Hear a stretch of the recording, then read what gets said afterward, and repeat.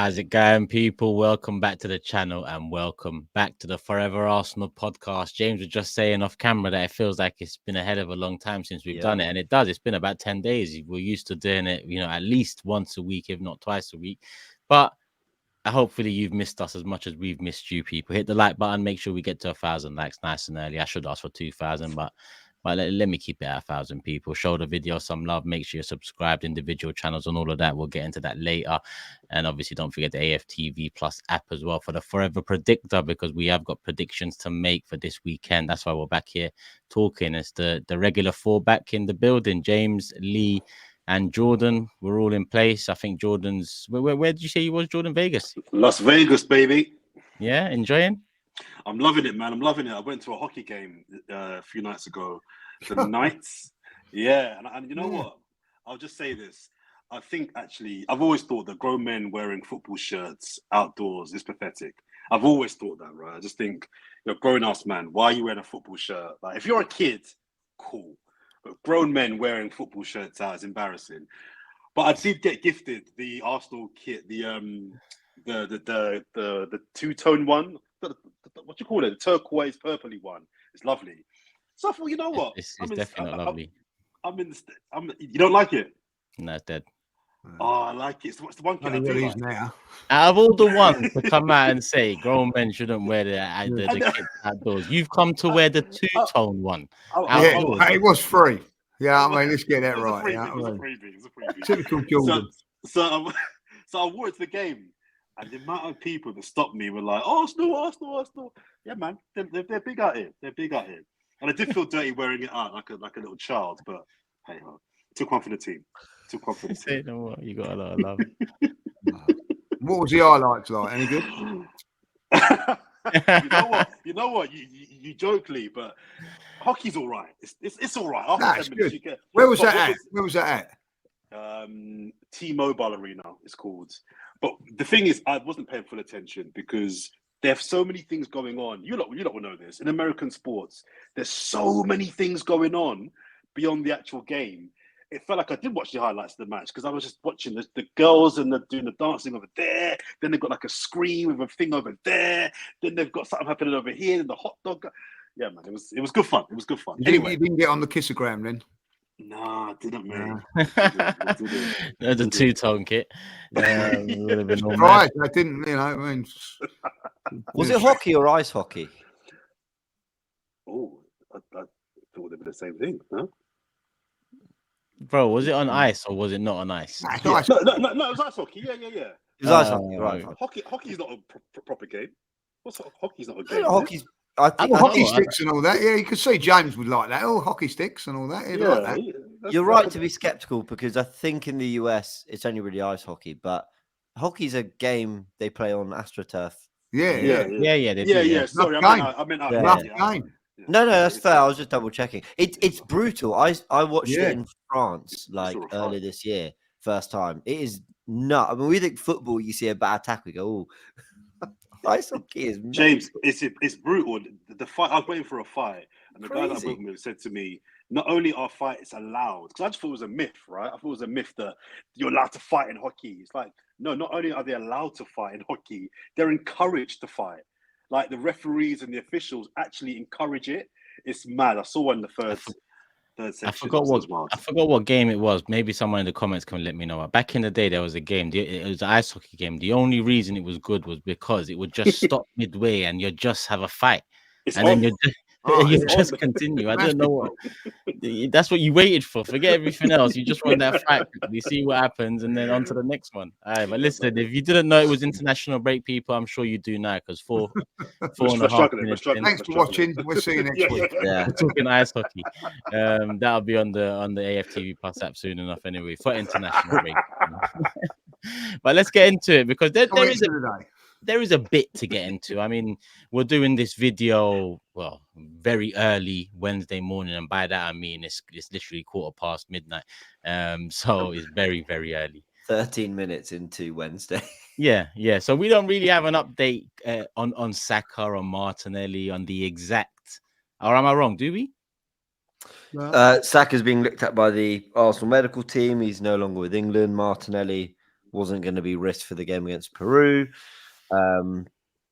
That's it. Ødegaard, November, Tomiyasu rumours. So that's the Tomiyasu stuff, as well, But we're here to talk about it anyway, because we always dread an international break when our key players are going out there knowing that they're going to be playing key player minutes for their international sides. England being one of them. Saka hobbling off and returning to club pretty quickly, and I think more often than not, that's an indication that the injury is probably worse than maybe initially expected. But then I'm hearing good things about it recently, so hopefully it is good things and it remains at that. But how are we all feeling about it anyway? In general, another international breakdown, one more to go this calendar year, in a few weeks, in fact. But are we feeling like we've come through it unscathed? Are we feeling like it all depends on this Saka stuff? Or what are we saying? Certainly not unscathed. You know what I mean? We've lost our best two players now on international duty. It's bad enough losing them. Last time, But to lose them on international duty, I can't see, whatever happens, I can't see Saka being fit for Saturday, nor Tuesday. I think we've got to be looking at maybe Liverpool. But to go into the game against Liverpool, massive game without your two star attacking players, is going to be tough. But is that the rumor that he's going to miss? Because this is news to me. I thought that. No, I'm only such like as you're saying, he's got a hamstring injury. Minimum is 10 days, isn't it? Minimum if it's just a slight, like you're looking at 3 to 5 weeks if it's gone. I don't think that what I'm hearing is it wasn't like that. It's a twinge or something like that. But if you still got a bit of an hamstring issue, you've got to be cautious with it.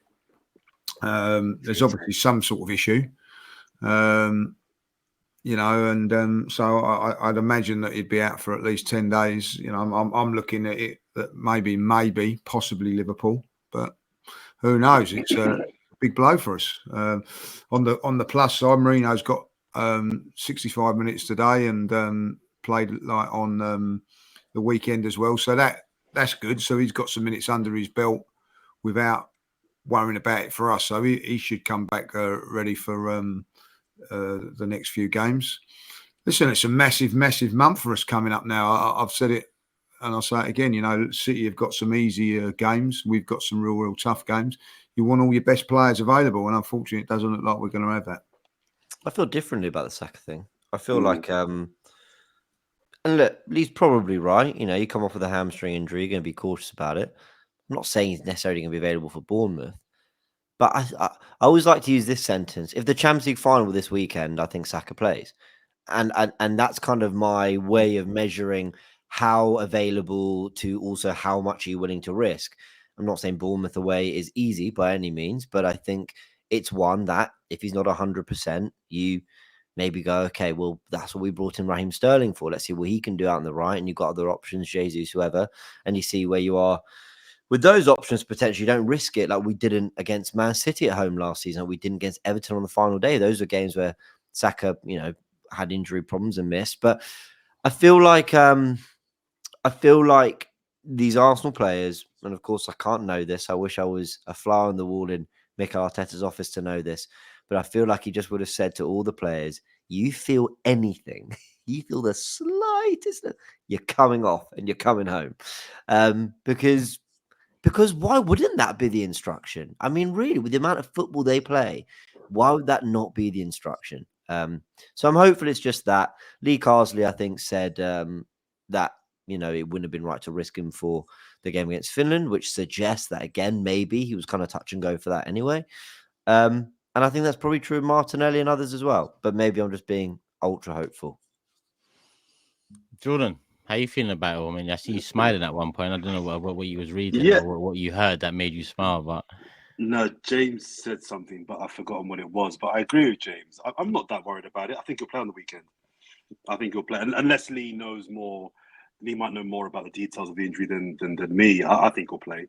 I think James is right. I think it's one of those ones where he had a knock. It wasn't great, and it wouldn't surprise me if he was told by Mikel Arteta that any slight threat of an injury, you're off.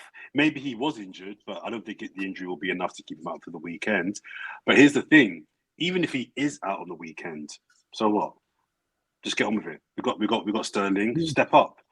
As James says, this is the exact reason. This is the exact reason we signed Raheem Sterling. He's not started his Arsenal career great, but you're not a kid. You're not some new kid we've brought to the league.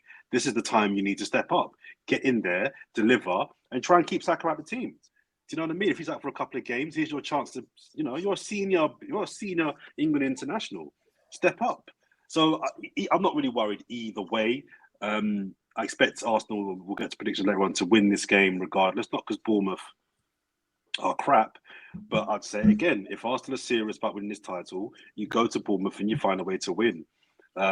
So I'm not overly concerned about the Saka injury either way, whether it's 2 games out or he plays. I think he will play, but if he doesn't play, find a way to win. Anyone overly concerned if he doesn't make it for Bournemouth? No, not overly concerned. It's like, we had this big debate about Havertz, didn't we, pre-Southampton, whether we'd be worried or scared. Panic was the word used. Whether we'd panic about Havertz not starting. And I think, let's not bring up the whole Jesus discussion, but I think the performance from him compared to from Havertz, dare I say, low-key proved Lee a little bit right. I mean, I kind of get that there's a bigger gap than perhaps we expected. With Saka, we don't know if there's anyone ready to step into that right-hand side and give us even 60-70% of what Saka's been giving us on that side. Who would you play? Yeah, I would play Sterling. I would play Sterling. That's exactly why we got him. I would play Sterling out on the right. You have to, Waneri's tempting. I think he could play really well out there, but Jesus has been by far and away our best debutant on the right. Like, in the absence of a Saka, whether it be off the bench, whether it be starting against Man City at home, Jesus has been by far the best at coming in for Bukayo Saka when needed, but we've only seen it like 2 or 3 times at best. So I think Sterling. Yeah, it's the only one that probably makes sense. But I don't know, man. Saka's our difference maker in attack. I'm not saying, but again, I wouldn't use the word panic, but I would be concerned. I think because he is the one that more often than not is the difference maker, whether it's finishing or creating it. Jordan. I mean, yeah, you're right. And the only reason, if I was to be concerned, that I am concerned, is that it's Saka and Ødegaard out. So you've got your 2 probably biggest attacking creative threats that are not going to be there if he's not going to be there. So and White, that's the whole trio on that right hand side. Yeah, but you're right.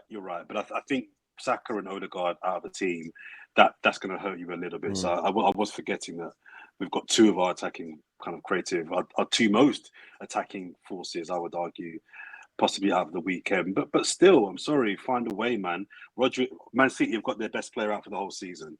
So a lot of what I'm going to say this season about Arsenal's injuries is, who's Arsenal's best player? Who would you say is Arsenal's best player? Saliba, Rice. Turkish. Saliba. What, in general or this season? What are we saying? In general. Okay, Saliba, Ødegaard. Lee's having me on, man. What did Lee say? Saka's up there. Saka's top 3. No, but the point I'm making is, if you had your best player out for the whole season, that's a problem. Yes. So just get on with it. Our best player this season's been Saka, I think. Do you guys agree with that? Him or Raya? I think Raya. Havertz been up there as well. Havertz been good. He's been good, yeah. Yeah. No, I think Saka is a key. If you look at Southampton, that's only Southampton, 2 assists and a goal. Take them away. What you're looking at something that might not happen. A defeat. So listen, I think if you go to Bournemouth for a decent team, it's going to be a tough game without Saka, without Ødegaard. It's going to be a very, very tricky one. Well, in the absence of Saka, you need someone to show some personality. Someone's got to step up. Jesus or Sterling have got to step up. Well, I thought Havertz showed that personality in his equaliser against Southampton, and actually the performance he put in from the hour mark when he went up front. Saka kind of really showed that most of the game. It's not just losing a very good, productive player on the right. It's losing the guy who says, "Give me the ball. We're behind, or we need a goal." You know, I will run at this fullback. I'll find cross into the box. I'll take set pieces. You know, I will press like crazy, and then I'll drop back to protect the lead. It's everything Saka does, and that's harder to replace. Probably all of that, the kind of stature he's now built in this team, rather than just can we get another quick winger on the right-hand side who can show some tricks, make things happen. Sterling can do that. Sterling can get a goal. We know Sterling can do all those things. But Saka's grown into like a really important player, which makes him even harder to replace. But yeah, you know, I thought when he said that he trusts Arteta, and I trust him, yeah. Also, Martinelli's a potential doubt as well. Yeah, so tendon apparently. So, like, you know, could be like Saka, you know, and Martinelli and Ødegaard out. I think Martinelli is the bigger doubt for me. I think I don't expect him to start on the weekend. Now, like, his form, just because the injury news that I'm reading, it sounds like his injury seems like it's more serious than Saka's one. But do you know, kind of separate point, but not the person I'm looking for a big game in this game, and not necessarily from an attacking point of view, but someone that I need to just kind of get into form is Declan Rice. Declan Rice has not been good this season, and I need him to start getting into gear now. And if he can dominate, Bournemouth are a good team. I expect Arsenal to beat them, but Bournemouth are a good team. I wouldn't be stunned if we're doing this pod next week and Bournemouth have got something out of us. But if Declan Rice can start getting back into his form and start going back to where he was this time last year, the start of last season, dominating the midfield, really being a presence, locking it down, I think whatever front three starts, it'll make their job easier. Do you think? So, by the way, I actually agree on Martinelli. I don't know. I don't have to explain it. Maybe because the reporting's been a little bit more detailed on Martinelli. You know, that it's swelling in the right calf, that he's going to miss the Peru game. You know, we just had a little bit more detail, which makes it feel a little bit more real. So I'm kind of with Jordan. My instinct, my gut feeling tells me he's more the doubt, whether he's on the bench or misses the whole game. I don't know. But Rice is an interesting conversation. I mean, with Mourinho playing, you know, international football, as you mentioned, Lee, obviously getting a few cameos where I think he looked quite good against PSG and Southampton. I asked a question on a live with Robbie, and I think Rice is so good that he will always have a place in this Arsenal team no matter what. But if Partey keeps playing to the level he did against Man City, against PSG, obviously we've added Mourinho for a reason. Do you see a world in which we're comfortable enough to rotate and rest Rice for certain games? Play Partey, Ødegaard, Mourinho. Do you see a world where that might happen, where we don't feel like we have to wedge Rice in somewhere in that team? Yeah. Where actually you can pull him out. Because as much as I love Rice, I still think Partey's a little bit smoother at possession and build-up. And maybe Mourinho's a more natural 8. So I'm just saying there's maybe a world in which I'm just putting it out there. Yeah, that's fine. We had a great, a near great season without Rice the season before he signed us. It's not just last season that was a near great season for us. So, you know, and Partey and Ødegaard were key to that season. The only thing with Partey is that last season, the amount of injuries, the lack of game time throughout, a lot of us had given up on him. This season, he has shown something, and you're right. You know, he has those things above Rice. So why not? I argued that I wouldn't panic without Havertz a couple of weeks ago. I'd say the same thing right now with Rice, if, you know, our midfielders are fit. And by that, I mean Mourinho. We can't have Mourinho, Ødegaard out and also toy around with Rice too, because then, you know, that's essentially your starting three you're messing around with. But Partey, Mourinho, Ødegaard, shouldn't that be able to do a job against some teams? Definitely. Yeah, I agree, and also I think that he's not going to be rested for England, is he? So somewhere along the line, we're going to have to rest him. So you know, so why not? Yeah, I wouldn't be too disappointed if he didn't play against Bournemouth and Tuesday and then is ready for Liverpool. But you know, you've got to win those games, haven't you? So that's the thing. I said it on the pod last time as well, but I'm really keeping an eye on Pep Guardiola's treatment of Foden, and I think there's something to be said about the kind of protecting players for the second half of the season. Foden, you know, didn't have a great Euros after having a really good season.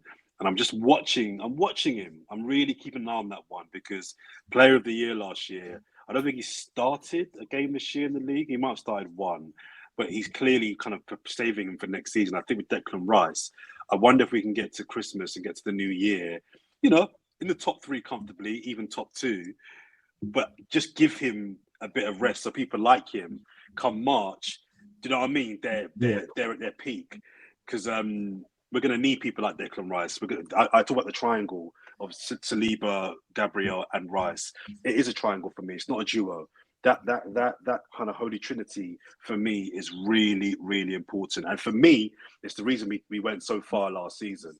So as important as much we've praised Saliba and Gabriel this season, we can't take Declan Rice for granted. He will be a really significant part of that defense as well. So if we need to give him a bit of rest now and sacrifice maybe a couple of points, but stay in touch, but make sure that he's right come February and March, that's something that I might be prepared to do.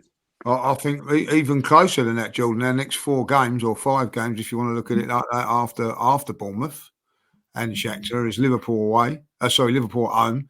Then you've got Preston, but then you've got Newcastle away, Inter away, and Chelsea away. So, you know, you're going to need everybody there fresh for those sort of games. So it'd be very interesting if and when he's going to rotate. And listen, I see a load of comments in the thing like, oh, moaning because we're rotating and things like that. I think that that is part of the learning process now that Mikel's got to do, is when to rotate and when not to. And I think that he was right to rotate against Southampton, got away with it. He might have to do it against Bournemouth as well, especially when you look at Gabriel. They're kicking off in an hour and 15 minutes while we're recording this.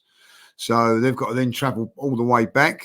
I don't think they'd be back till Friday, and we have a game on Saturday. So, you know, and then you're saying to Gabriel after, you know, he's going to be playing again tonight, another 90 minutes. Right, go again. And as I said with Saliba, you know, I know that he gave away the penalty in the game, but Saliba wasn't playing in the last couple of years for France. He was actually going away to France and training and not playing. Now he's playing every game, 90 minutes. There's going to be a time, you know, okay, Preston, you would think that a lot of rotation is going to be used in that game. But I think, you know, this is where Mikel was going to have to make those decisions, particularly because it's Champions League and Premier League. You're totally right, Lee, but I don't think it's even games like Preston and League Cup games where we should be expecting rotations. Mikel Arteta and us as a fan base, we have to get to the reality of whereby there may be some semi-big games where some of our bigger players don't start. Do you know what I mean? We can't be scared to play Liverpool without Declan Rice. We can't be scared to play Man United without Timber. We can't be scared to play Tottenham without Saka. There's going to be games this season where we need to give certain players 4 or 5 games in a row off, or rotate them. Do you know what I mean? We can't just be we've got a Division 1 side or a Championship side. We've got to be ready for the fact that some big games, there may be big players that have to be just like rested for the greater good. It's fascinating, isn't it? Because hearing that, I'm like, no, you just got to play your best 11 every game. We've won the league in 20 years, but you're right, Jordan, because, you know, Guardiola hasn't rushed Foden back. I think it says because Savinho's made a great start. They've got Doku Grealish on the other side, Bernardo, De Bruyne, all these players. Then I look back at times last season where in the run-in, Guardiola rested De Bruyne and Haaland at home to Villa. Now, in fairness, Villa rotated too, but I don't think Guardiola was to know that, and they still went out with a pretty strong team. I mean, you know, that's quite brave, isn't it? Can you add who's our equivalent of Haaland and De Bruyne? It's Ødegaard and Saka. Yeah. Right? Can you imagine Arteta going, I know they're going for the Champions League spot, but you rest it because we've got some more. And it's such a fine balance. And I think you said it yourself a couple of pods ago. It's the way he makes his money, like getting these decisions. Like maybe we could have won more handsomely and comfortably against Southampton, but that would have been at the cost of more minutes for certain players and others not getting. And he's probably happier with a less convincing win, but getting key minutes into players. I don't know. Maybe that's why we look at it. That's exactly what it is. And he's got to get used to not only resting players, but trying different systems. And just a very quick example to give. So I used to play basketball, wheelchair basketball years ago. I was out in Paris for the Paralympics, right? The summer just last month just gone. The GB men's team and America, the two top teams, is like tight in the world. They both got to the gold medal match. GB have been smashing everybody en route to the final, right? But playing the same 8 players in the whole way. It got to the final and they lost to America. They lost to America because you can't beat America, the other good team, by doing the same things you were doing, beating everybody else. Because they hadn't played their bench throughout the tournament, when it came to the gold medal match, you couldn't then dip into your squad or your bench as it is in basketball because those players are cold. But secondly, there's no plan B. There's no other alternative way of playing because the way you play Australia is different the way you play America. And you'd have been better off, to James's point just then, you'd have been better off smashing France in the group stages, beating them by 20 points rather than 40 points, but playing your entire bench. And to bring it back to kind of Mikel Arteta and football, what James just said there is so true. Sometimes you're better off not winning 5-0 with your best team.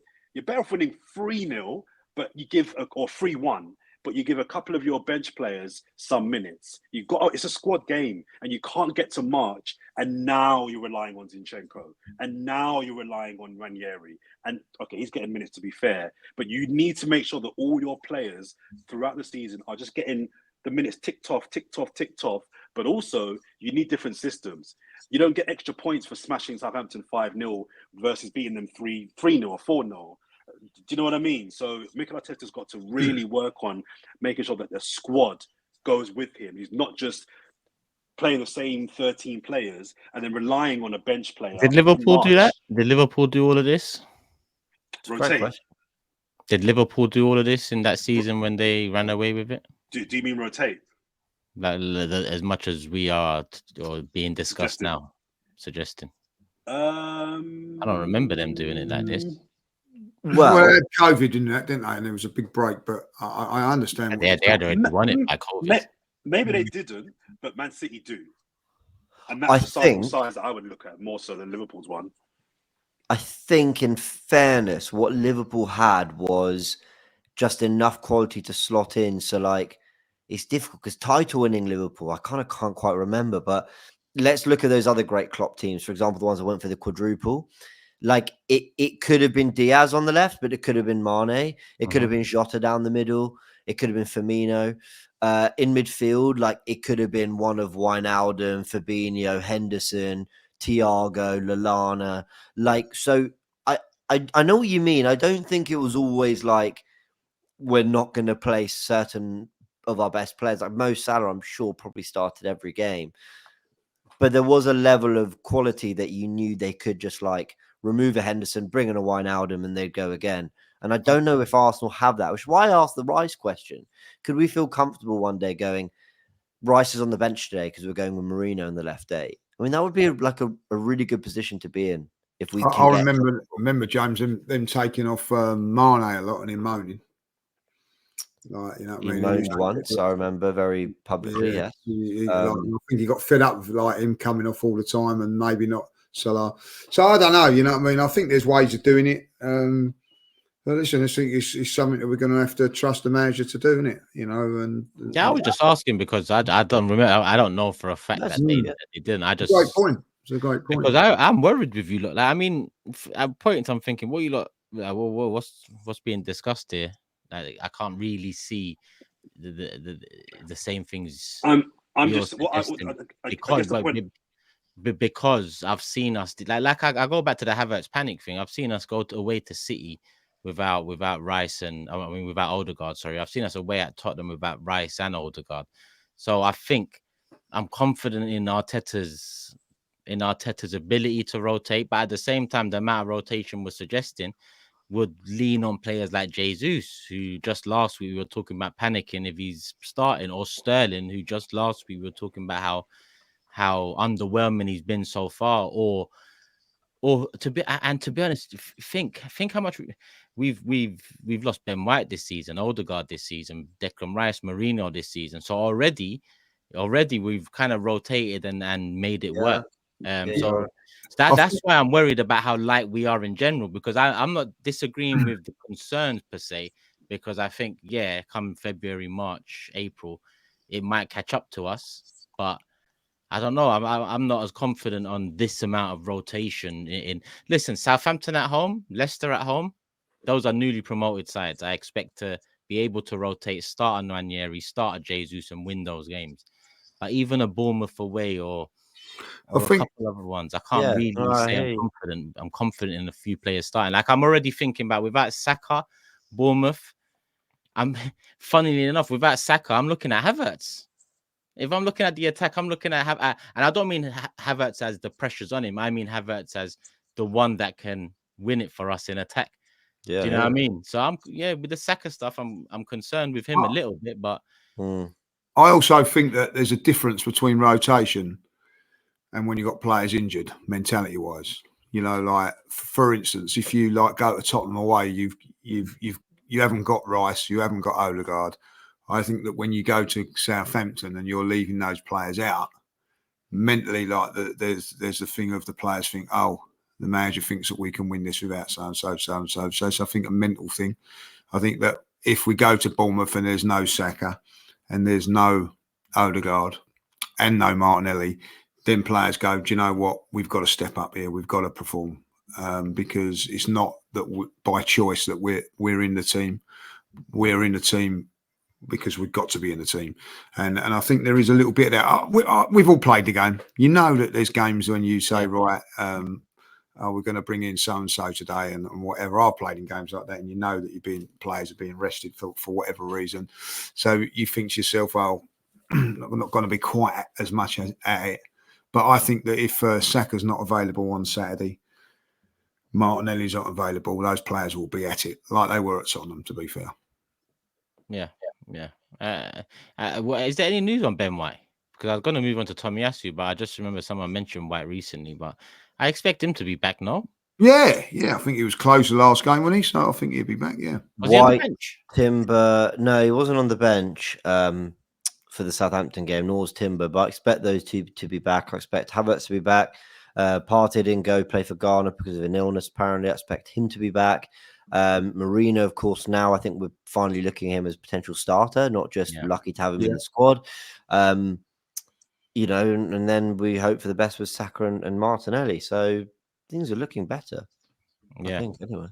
Yeah, but aside from Tomiyasu, who recent news tells us that is it a setback in the brief minutes he played last time out?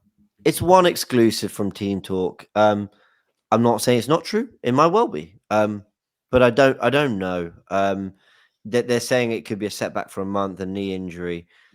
I mean, I think we were sort of all purring over Calafiore, Timber. Of course, we love Ben White. Zinchenko had a good preseason, and we kind of forgot that Tomiyasu was out for 3 months.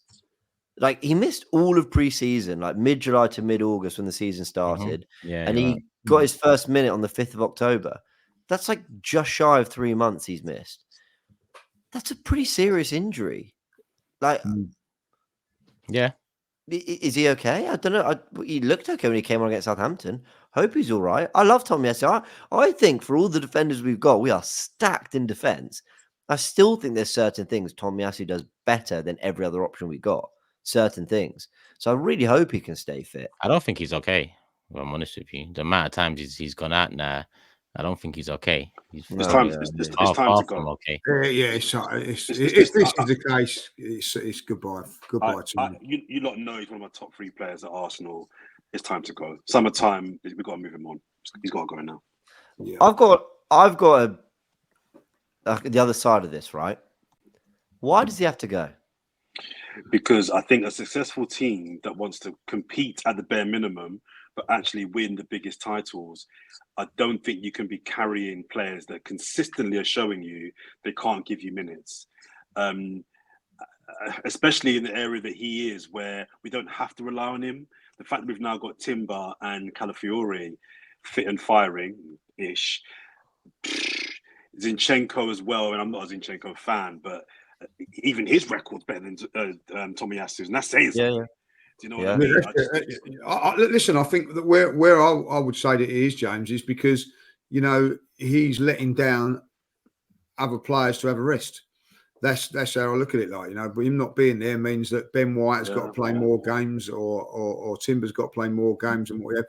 For it now, Tomiyasu, for instance, you could say, right, I'm resting you for Shakhtar, knowing that Tomiyasu can come in and do a good job, but he's not going to be there now. Go on, and that means one of them's got to play extra minutes, and then they go down again. I just think at the end of the day, reliability.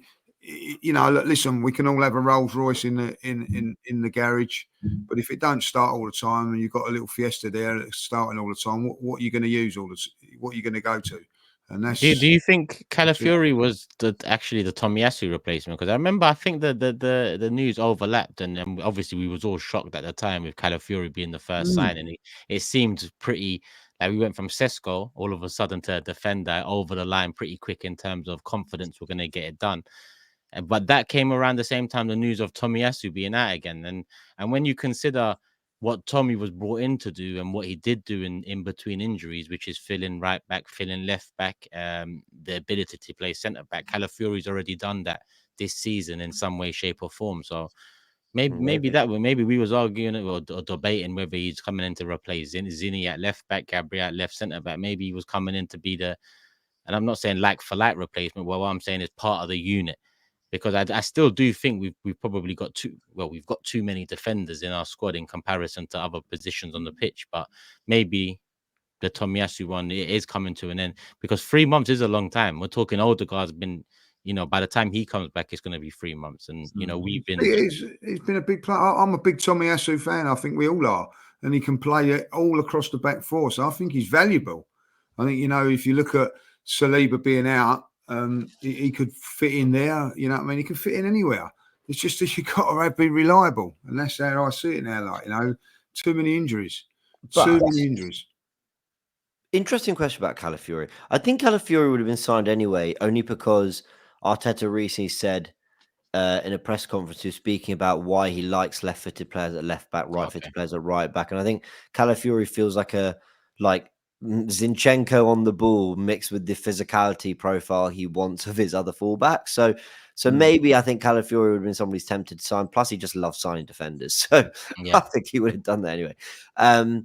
Now, on Tommy, here's why I have a slightly hot take on this. I haven't actually double-checked this, so I could be wildly wrong. But I don't think Tomiyasu's on crazy wages. What are you doing? 100k. Oh, right. Sorry, I was looking away and suddenly... Sorry, I'm just being dumb. Sorry, go on. Oh, right, okay. I thought I missed something. It's good to be back. Okay. Tomiyasu, I don't think is on crazy salary. What were you saying there, Turkish? Did you 100K. Know? Right? Okay. It's quite a lot. It's not crazy. He's not missing, like, you know, 3/4 of the season. You know, he's still probably... Not far off, James. He's missing about half the season. I think he's available for more than half, right? There are certain games you want him available for. It just wouldn't surprise me if, like, Arteta was quite happy to put up with it, because he's, you know, how many squad players are available of that quality who can just slot in across the whole back four and do a job, who aren't, like, costing you a crazy salary, who, you know, can play. He's played him in the big games. He was our starting left back in the run-in. I think James, it's got to be him or Zinchenko then. I think one of them's got to go in the summer, because you've got to free up and put in a little bit of money. We need to invest in a forward or a winger in the summer. Don't forget Kivior as well. He's probably one that's good. Kivior, bloody hell, yeah, I forgot about him. So I just think you've got... I like the West Ham defensively, because I like that. But even for me, we're probably hoarding one defender too many at the moment. I think if you're going to keep Tomiyasu, you have to then sell either Kivior or Zinchenko. If Lewis Skelly develops how we hope he will, because he looks very talented, then that's the natural heir to what Zinchenko does, and Zinchenko can move on. And you probably get a better price for Zinchenko because he's played for Man City, because he made a big difference when he signed him, because, I don't know, starting international, though, so is Tomiyasu, I guess, because there's a very particular quality he has, and he's less injured than Tommy. But I don't Look, it probably is a sensible thing to maybe sell Tomiyasu if he can't prove his fitness this season. But I do see why, even if he can only give you 20 games a season, why you probably think I'd quite like to have him for those 20 games. But it's probably better out there, though. Yeah, that's maybe. the thing. And I don't think Arteta's a man that likes to leave much to chance. If he can be in control of it in terms of how much due care and diligence he shows tactically and when he talks in press conferences and so on. But if Ben White does come back, going back to him for a sec, because that's how we started on the situation. Does he slot straight back into right back this weekend against Bournemouth? And does Timber and Calafiore keep their places as is? No, Ben White for me. For me, Timber. Timber's got that spot, and I only mean for this game. I'm not saying Timber is now our best starting right back, but Timber's more recently been playing in that position. He's playing some big games in that position. White's had a bit of a spell out. Might need to sort of get back into it. White didn't make a good start to the season. I'll be really, and I love Ben White, but he didn't make a good start to the season, not to the level that we've seen in previous campaigns. So I think if we're talking purely for Bournemouth, I think Timber still has the shirt. Then when we go to Liverpool next week, of course, we've got Shakhtar in the week or whatever. Then I think I'm still tempted to go for maybe. Actually, no, here's what. We're playing Liverpool at home next week and all the fullbacks are fit. I actually, as much as I love Calafiore, I think I'm playing White right back and Timber left back. Simply because of Salah being left-footed. Probably we're better defensively that way. I think Calafiore's been immense on the ball. I think he's a fantastic tackler. But I don't think his one-on-one defending has been amazing. I think there's a little bit to do there. We talked about that on the pod a bit in I think 2 weeks ago, a week ago. So I think Timber keeps it for Bournemouth, but Can't the argument be made, though? The reason why I ask is because, I mean, a lot of their threat comes from Semenyo this season as well, right? And he tends to start on the right or drift in from the right, where if he's starting as support striker or whatever it is. And left back, we have seen Calafiore come up against a couple wingers that have, tested him, to say the least, beaten him a couple of times. I'm not going to say, I'm not going to overreact like a lot of people have done about it, but we have seen that, with a winger like that, it could be tricky. I think Timber's probably better suited to start, and even against Bournemouth at left back. If Ben White is back, but that's the risk that you throw him straight back in and all that. Great problems.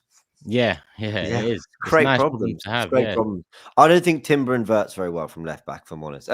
Guys, we've seen it like 3 times. So let me not cast judgment too much. But Calafiore has very quickly picked up what that role seems to need more than Timber had in those. But I think Timber's looks so comfortable right back, and defensively anywhere across the back for me. He played centre back in pre-season. I thought he looked superb. So are we primarily trying to stop Semenyo, or are we trying to get on the ball and play our football first? And I don't say that in like it sounds like I'm being sarky. What, are we trying to respect Bournemouth? Or I mean it. I mean, Arteta sets up to stop teams often before we go and do what we need to do. So good. Then again, Gabriel's there as well, and that's that's a solid man to have next to you on that side against the Semenyo anyway. So aside from that, there's Marino. Do we start him? I'd say yes. No, I think Partey's playing so well. I think Tuesday a start. Yeah, I think Shakhtar's a start for him. Yeah, I'd stick with Partey. He was finding his best football against PSG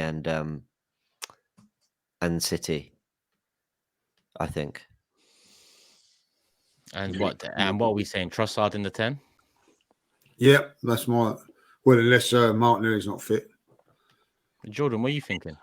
It's been funny because I've been saying that I don't like Trossard in the 10, but he's actually been playing all right in the 10. Yeah. The Spurs game, I don't think he played well in the 10. I know people were saying that he did. I don't think he had a good game against Spurs. Apart from that one assist for that one setup for Martinelli, he should have scored. I don't think Trossard did anything in that game. But other games, he has played well in the 10, to be fair to him. So yeah, I guess on that basis, it seems to be kind of working. So I'd leave it alone. Yeah, but as Lee says, if Martinelli's out, then I'm putting Trossard on the left. I think Marino might need a start in Premier League before Liverpool. I'm honest with you. Yeah, I think so. Yeah, that's why I play him Tuesday. Don't forget he's had a couple of games now. Thomas Partey hasn't, so I'll play Partey. You know, it might be even the game to rest Rice for this one, or Shakhtar. One of them two games, I can see James being right with one of those two games. I wouldn't be against that. You know, so it'd be interesting. You know, I think the good thing now is the team talk, team selection every week is going to be very interesting for the next few weeks. Shakhtar's where I'd like to see that. You can go Trossard in the 10 with Marino and Partey against Shakhtar, I would think.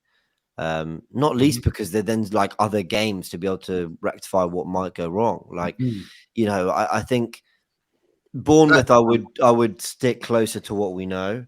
But Shakhtar, I think you can try that. Partey can play the back-to-back games. And then you've got a good sample size. We all know what Rice is about. So you go into that Liverpool game, I feel you've got to have Rice on that pitch, whether it's the 6 or the 8. And you've asked Partey and Mourinho to have a straight shootout for it. So, yeah, I guess it's kind of good how that's positioned itself before Liverpool. I'm with you, and it's perfect time to rest Partey for 2 midweek games. That game and then the Preston game, so he's fresh for the league games. I think that would be like... I think if things go Marino's way, Partey starting that League Cup game with Jorginho and Maneri. I was going to ask you all, do you think Partey should start the Liverpool game? I'm not, as long as all things go well against Bournemouth. Yeah, as long as he play, you know, he's just under pressure like that, which is a great thing, isn't it? He's got to play well. If he plays well, he's in, isn't he? He's played very well so far this season, so he plays. Let's be okay. Partey has been better than Rice this season. Is that a fair statement? Yeah, 100%. Yeah, so, I agree with that. But Rice feels undroppable for Liverpool, and one of the things Liverpool do really well: pack out that midfield. Gravenberch can stride forward with the ball. McAllister can make things happen. They get busy in that area of the pitch. Their wingers can come quite central. I know under Arne Slot they've evolved a bit tactically. It feels like you'd be silly not to go for Rice and Marino, who are your most physically imposing players. And I don't have to watch much of Mikel Marino to know that quite early that he's going to be one of our most physically imposing midfielders. So you feel like you want that for Liverpool. So maybe it's horses of course, but Partey gets you playing. And actually, we were brilliant in a 3-1 win against them with Jorginho at the 6 because he was just running. Actually, he was in the 8, but he was just running the show. So these are great problems, guys. We used to argue over El Neni. Sorry, and I actually like El Neni. Please don't watch this. And Mourinho's got to play. Really like look at the players we used to argue about. El Neni, or shall we bring Fabio Vieira back? Or should we go Smith Rowe with 2 10s? Lokonga, don't even remind me of some of these. You're right. I'm being harsh. I should be mentioning Smith Rowe. Bless his heart. But listen, you're right. Mourinho, he hasn't done anything to convince me. Tavares at left back, or has he done that? What's Mourinho done to convince you that he should be playing? He's got to have a game, and he's got to produce. No, in my opinion. Yeah. Everybody's sort of saying, "Oh, he comes in straight away." I know what Partey can do. I know what Rice can do. I don't know what he can do yet, though. What I've seen of him, I like, but I want to see him have 90 minutes. So I think the next 2 games he's going to have to do it, and when he comes in, he's got to do the business. The only thing is, I'll ask people after this to go watch Behind the Numbers if you haven't already. But you know, James brought all the numbers out, and we're going long a lot more. I don't mean going long like that, but we're going over. You know, the attacking third is used far more than the middle third. The defensive third, passes in the back, defensive third were last in the league for it. So is there a reason for that? Is it because Ødegaard and Marino have been out all season because our midfield don't really have the capability and ability to be able to create transition fluidly? So I think Marino is as key to the plan as an Ødegaard is, really, in my honest opinion, because he's the signing for the 8 position. So I think as soon as he is ready, we do have to see him. That's why I'd entertain Bournemouth or Shakhtar. I'd probably say Bournemouth because it's Premier League, but I'd understand Shakhtar as well. Yeah, I hear it. It's a really good argument. And everyone go, and I know you're going to fall asleep, Lee, but watch Behind the Numbers.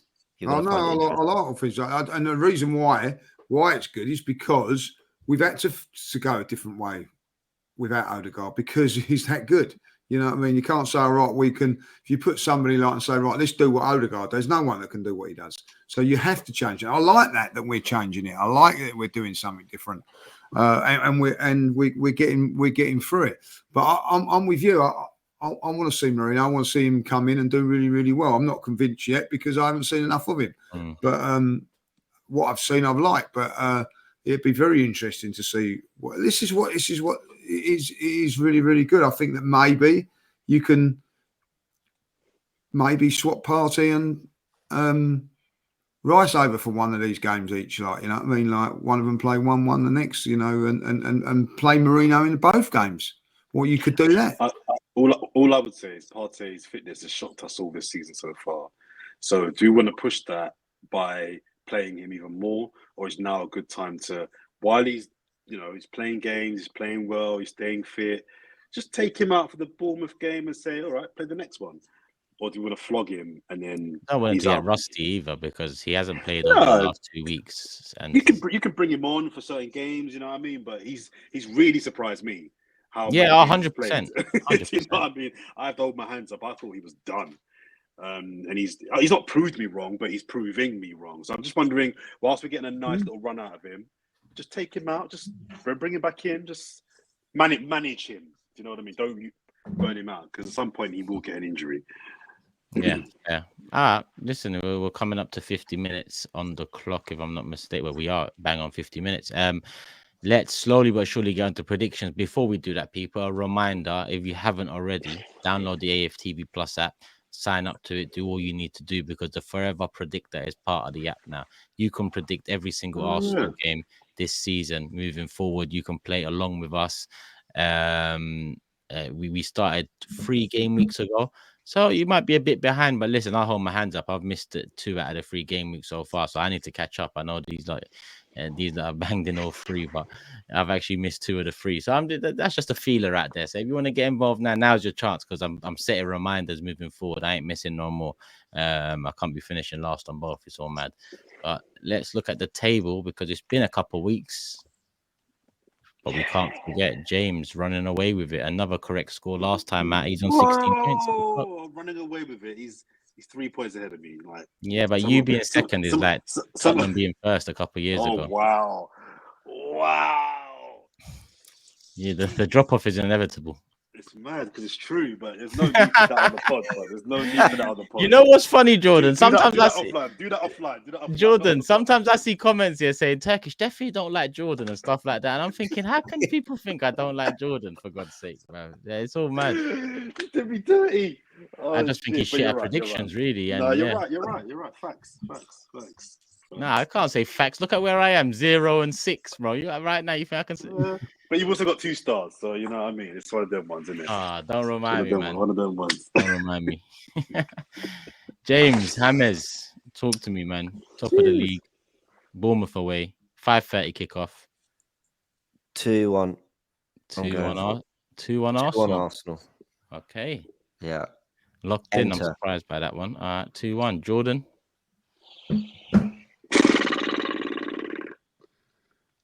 I think this will be an ugly performance. Could be a draw, you know. Bournemouth are good. I think Arsenal will nick it. I just think we've got the power. There's a lot of power in our team. I think that will drive us through. And I think Saka will start. I'm going to go Bournemouth 0, Arsenal 2. 2-0. Okay, 2-1, 2-0. Lee? 2-0. 2-0 as well. Okay. Couple 2-0s there. 1-2-1. I'm in the app already, so I'm done. You're ready. I'm gonna go 3-1. I'm gonna go 3-1. Yeah, something different. I need this one. Come on, boys, man. I need this. If ever 3-1 needs to come in, it's right now. But yeah, remember your trusty go-to. Yeah, you bloody got it last time, Matt. Was it last time? Yeah, last time. 3-1. Made me sick. I just remembered as well. Sorry, guys. This was the game 2 years ago where I reckon Gabriel Jesus played his best game for Arsenal. I agree. He was unbelievable. We won 3-0? 3-0. He was stupid. He was ridiculous that day. And I'm just hoping, you know, him and Sterling, if Saka is out, do you know what I mean, can step up. These are senior pros, man. These are not kids. these are the games that you're being brought in for. But yeah, I just remember this was a game Jesus ripped it up. So yeah, some more of that, please, Gabby. Some more of that, because I'm starting to write him off. So prove me wrong, Gabby. Prove me wrong. And on 260k a week, it's an expensive write-off right now. So I'm backing him to come through this. 1 week you're panicking without Havertz. This week you're backing Jesus. And the comment section back this man. It's who I am, mate. It's who I am, mate. I don't care. I don't care. All right, enough of this show, man. I'm done for the night, man. What's the comments of the day? Well, shall I go first? Yeah, please do, mate. Thank you very much. Lee talking about pants being pulled down and tightening up at the back. I thought this was an Arsenal podcast. Oh my God. You know what? You came in with a good one. Thank you very much. Thank you very much. Not really made it to do with I didn't see that. Real that one. Well like done. It, so I did like that one. Well done. Well done. I've got one, but do you guys want to go first? I got a quick one. Yeah, it's so rude. Ran 94. Bringing Jordan back for Sharoy is a bit like starting Jesus instead of Havertz up front. It's like just the disrespect is just off the chain, man. Like I don't rate Jesus, so it's hard for me to kind of like defend myself there. But it's like it's so rude. It's so rude, man. Jesus is a bowler. I'm sorry, he's a bowler. Don't worry about it, man. I'll take it as a compliment, Jordan. He's got the balls in his hands right now. He's not doing much for the Arsenal, man. He needs to fix up. Yeah, that's my comment. Yeah, that's a rude. Lee plays every side of the fence, man. He thinks I don't know. Don't worry, man. It's true. Huh? Lee, he's a wise man. Oh, okay. All right. Okay. I see what you're doing. Go on, James, or no? You go first. I want to leave mine to last. Okay. My one, on a more sensitive note, from Daniel Dean. He said, "I love this podcast, guys. The best on football YouTube. Recently lost my father, who was a big Arsenal fan too, and watching this podcast brings a smile and they laugh. Love for the love, real ones." You're one of the real ones. It's actually the one I had as well, and I wanted to leave it last as a sort of, I thought it might be because I wanted to leave it last too, but listen, we both had the same sentiment in mind. Daniel, keep your head up. Love for the love. You are one of the real ones, so continue supporting. Message us if need be. Socials, you should know what they are. And hopefully, we brought a smile to your face on this one, and many more to come. But yeah, keep your head up. Tough times. Times. Love to you and your family, Daniel, man, and thanks for all the support. Definitely. People, we're gonna round it up here. Coming up to an hour, shorter than usual. We're used to doing an hour now, but we're back on Sunday, people. So make sure you're subscribed, put a notification bell on, and see you guys Sunday. I just want to say, I was Jameson. I just want to put it out there. You was Jonas in. What do you say? I was Jonas in. I just want to put it out there. I was Jonas in. Okay. Thank you, Lee. Thank you, Lee. This guy wants to go on for another 20 minutes. On that note, people, love for the love.